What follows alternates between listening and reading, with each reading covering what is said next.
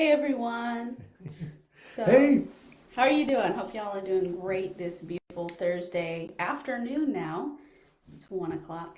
Hey, so I just wanted to say that my name is Maria Mejia, and over here is. David Pataki. So, welcome. Today is our very first episode of Fact or Fiction. Hope y'all have been following our page for the topic for today, and it is. It is. Is it important to have a written success plan? So, as we know, many business owners, when they start their business, they have high ambitions. They have a goal, they have a passion, and then they're like, let's just get at it. Let's just do what we want to do, and our business is just going to explode, and we're going to become the next Mark Zuckerberg or something. Oh, yes. That's what we're aiming for, Mr. Mark Zuckerberg. But yeah, the key here is that most people, they start out with an idea. They start out with a plan in their heads, but they don't write it down. So the fact or fiction this week was about, is it important to have your success plan written down? 100%. Because if you don't have it written down, how do you know that you're actually working towards it? Right? Do you know how to set up the milestones that are going to get you there? Yeah, and this written down plan usually has the term a business plan. You can Google that. There's many templates out there, but a basic business plan doesn't have to be 10 million pages, lots of legal rhetoric inside of it. It can be a one-page quick synopsis of what is your business, what's the goal, who is your ideal client, and what are some financial milestones that you're hoping to hit. Well, exactly. And I think that, um, as Maria said, if you just write it down, it doesn't have to be, like most people go, business plan, all that's crazy. That's too much work. We got to do all this market research, which you should do, by the way, anyways. But besides that, you're thinking about all this, the financial stuff, all these projections. But that's not what we're asking about. We're asking you just get one piece of paper and mark down, this is where I am right now. And then at the other end of the page, this is my goal. Whether it's 5 years or 10 years down the road, doesn't really matter, but it needs to be far enough down the road. This is where I want to be. This is what my business is going to look like. And I would even put, what kind of revenue? Is it just you? How many employees do you have, or staff, or location? Write those things down at the very end. And now you go, okay, well, here I am, and this is where I'm going to go. How do I get there? Mhm. That business plan definitely helps in the planning of the process. So obviously, your first draft of your business plan isn't going to be 100% perfect. Just having something written down at the start will help and help those juices start flowing. So as David said, one end is where you are right now. Where are you financially? How much do you have in the bank? Have you registered your business already? Do you have a clientele base right now? And where do you want to be in 5 years, 10 years? Like he said, where is your staff? How much staff are you going to have? How much clients are you going to have at that time? How much revenue are you planning to get from each of those clients? And then you're able to kind of break down step by step. Okay, by year one, I want to be here. I want to have at least one new staff person, 50 new clients, bringing in X amount, and then so on and so forth. Yeah, and I think part of the thing to consider is um, most people already have that in their head, and that's the key. Like everyone, when they're imagining running their own business or starting their own business and growing it, they go, I know what it looks like in my head. But if you it there's a psychological thing that happens when you actually write it down. Well, a couple of things. There's a psychological thing. Your brain, it becomes a little bit more real, but then you actually give yourself a little bit of a roadmap so that you know when your milestones are. So, for example, like if you want 5 staff in 5 years, okay, then what revenue do you need to be at?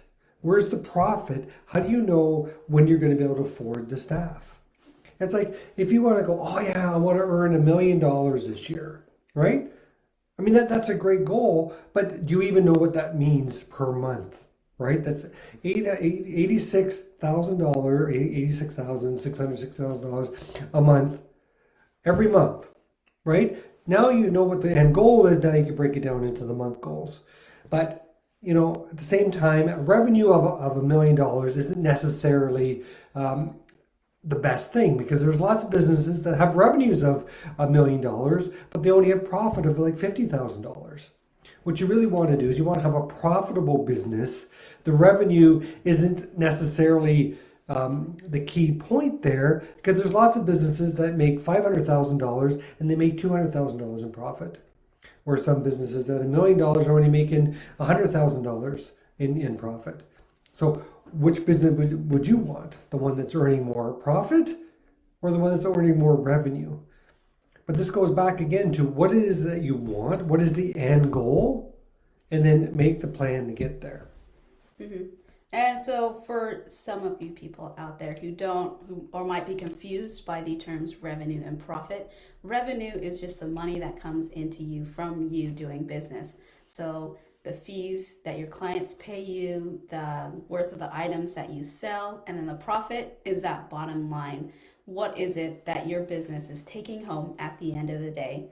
So it'd be your revenue minus all of your expenses, and that equals your profit. And as David said, maybe we could be making $1 million, but if our expenses are $1 million, then we are not making anything. It's a zero profit. And so we want to be able to understand, what are those expenses that we'll be having in our business. So if you're selling things, what's the cost of all of your items that you're selling? What is the cost of the labor that you have to either make your products or to do your service? What is the cost of any, what I call fixed expenses? So, your rent, your utilities, if you have any other fixed expenses. Well, exactly, yeah. So, we probably didn't introduce this here, but the dynamic here is that I'm on the business coaching side of things, and Marie is on the finance side of things. Right, all things accounting and bookkeeping and taxes. That's all Maria. We both of us have knowledge of. Maria knows what I'm. A bit of what I do, and I know a bit of what she does. But she's very strong in her side of the finances, and I'm quite strong on the coaching and building businesses. More of a holistic look at the business. With marketing and bundling, upsell. Are you pricing okay? Cutting costs. Like there's a lot of things that we look at when we're coaching a business. But the other, I think we're going to be calling this series, join the 5% club. Because the interesting thing is when it comes to business owners, 100% of the business owners that start businesses, only about 5% actually write down a success plan. I mean, that's crazy to think that with the amount of businesses out there, and then you wonder, okay, so why is a business failing? Mm-hmm. Right? I mean, the thing too is if you don't have that plan, and we're not talking about the 45-page plan that's going to take you 6 weeks to make. We're talking about one that you can sit there for a few hours. And Maria mentioned it too. It doesn't have to be, ironclad. It's something that needs to be organic anyways. As long as the end goal is what you want, you put in those milestones, they're going to shift depending on what happens. But the thing is that, again, I keep nailing this home, but if you write it down, welcome to the 5% club. Yeah, and once you've become part of the 5% club, let us know. We like seeing every business owner move from, the general 95% into that 5%, because your business has a million times more percent chance of succeeding and growing. If you don't already know, many businesses fail within the first 5 years, and sometimes even just the first 2 years. Especially, since this COVID time, anything could happen. Your business could be forcefully shut down due to health restrictions. So having a business plan will also help you, I guess, not circumvent, I'm trying to find the right word. Pivot? Here. Yes, help you pivot more easily into, the changing times and embracing technology that comes down the line in the future. Yeah, pivoting. We talked about that. Whether it's an organic business plan or whether it's we talked about, as long as you have the end goal, you can pivot if need be. And one of the things too is like you can't be married to the ironclad, if you will, roadmap to getting there, because you might see opportunities. Now, one of the good things about businesses is that they solve problems, and if you can find the problem that that can help people, the better. Right? When COVID came up, there's lots of people had to do the pivoting, especially restaurants when you couldn't go and eat. Did they do takeout? Did they do meal plans? Did they do delivery? Like that was a great way to pivot. And the only way to be able to pivot like that is being able to at least have an idea of where you want to go. Mm-hmm. And, David goes deep dive into these things with his workshops and classes, but having that connection with other business owners, having the cross-selling, the upsell, downsell, what is it that you call when you work with another business? Joint venture. Joint ventures. Knowing, who is it that your clients go to for different services. So, those restaurant people, who are, people now going to get those food dropped off into their homes. Mm-hmm. I know in our town, this little delivery service had just started up, and they connected with all the restaurants in town and was able to collaborate with them and to help those restaurants survive COVID.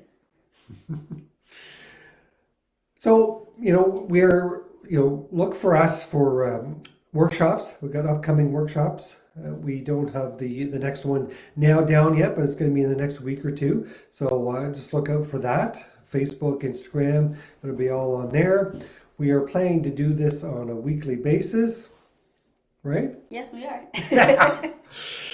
So you'll be seeing our face many times in your Facebook feeds, and share the word. We aren't here just to help ourselves, but we want to be able to help fellow entrepreneurs, small, medium-sized businesses, anybody that we can. Right, so we're going to post a fact or fiction earlier on in the week, and if you want to add a comment to that or a question or whichever, or you want to join us live and ask the question when you come on live with us, that's fantastic. Then we look forward to helping business owners grow their business as best we can, answer questions, all the finances, any tax questions. You can ask Maria, coaching, business building questions. Just you can ask both of us, Yeah. and we'll do our best to answer your question. Awesome. Well, it was great, being able to share our knowledge with you, and we hope to continue to do so in the future.